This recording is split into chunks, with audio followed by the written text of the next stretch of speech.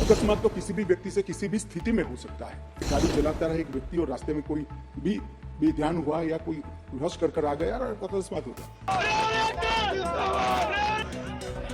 Hit and run के नए कानूनों के विरोध में पूरे देश में उबाल मचा हुआ था। देश के कई राज्यों में बस और ट्रक चालकों ने हड़ताल कर दी थी।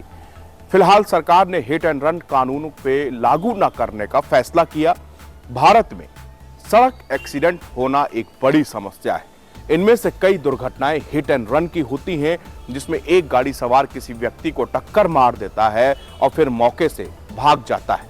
ऐसे मामलों में पीड़ित को गंभीर चोट लग सकती है या फिर मौत तक हो सकती है।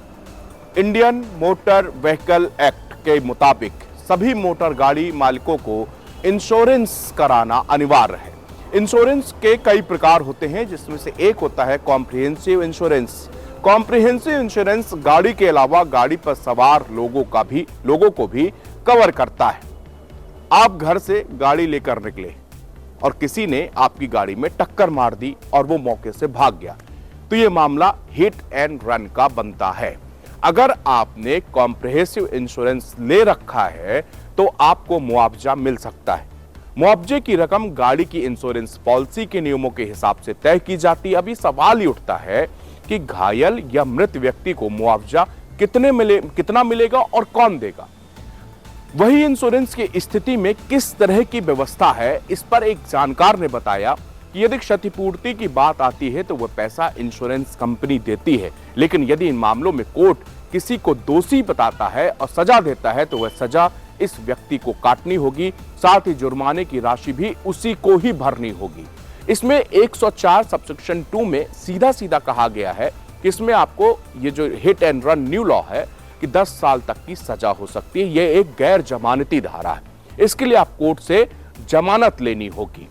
इसके अलावा एक और फैक्ट मैं आपसे यहां पर शेयर करना चाहता हूं। देश में सड़क हादसे के बाद मुआवजे के लिए आवेदन करने वालों की संख्या बेहद कम है।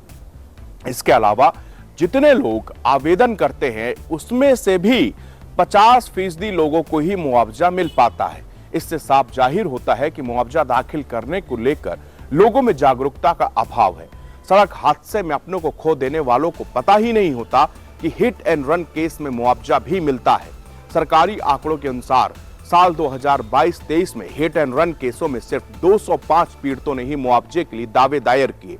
खास बात यह है कि इन कुल मामलों में से केवल 95 मामलों में कुल 1.8 करोड़ रुपए का मुआवजा मिल पाया। शेष 110 के दावों की मंजूरी दी जानी अभी बाकी है। सरकार की तरफ से मौत के लिए मुआवजे को 2 लाख रुपए और गंभीर जो रूप से चोटिल लोग हैं उन्हें 50,000 रुपए तक का बढ़ाया जा चुका है। इसके बावजूद दावों को दाखिल करने की धीमी गति मुआवजे के लिए आवेदन करने वाले बारे में लोगों के बीच में जागरूकता के अभाव का संकेत देती है। देश भर में हिट एंड रन मामलों में हर साल लगभग 25,000 लोगों की मौतें हो जाती हैं। वहीं करीब 43,000 लोग घायल हो जाते हैं। हिट एंड रन मामले वो होते हैं जहां दुर्घटना में शामिल ड्राइवर वाहन के साथ दुर्घटना स्थल से भाग जाता है। यह मानते हुए कि पहले मुआवजा राशि कम थी, सरकार ने 2019 में मृत्यु और गंभीर चोटों के लिए इसे 8 और 4 गुना लगभग बढ़ा दिया है।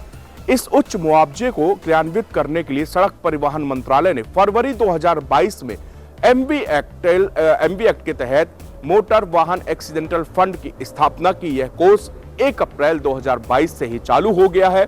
इससे पहले ऐसे मामले में जो मुआवजा वो सोलिटियम फंड से प्रदान किया जाता था।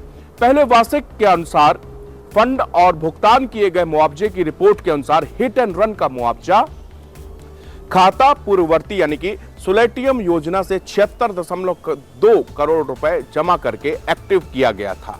हिट एंड रन मामले में बीमे की राशि या इंश्योरेंस में किस तरह आप उसको अप्लाई कर सकते हैं, या फिर जो आंकड़ा मैंने बताया कि हादसे के बाद में जो मुआवजे की राशि के लिए अप्लाई करने वाली चीजें होती हैं वो आम लोग नहीं करते।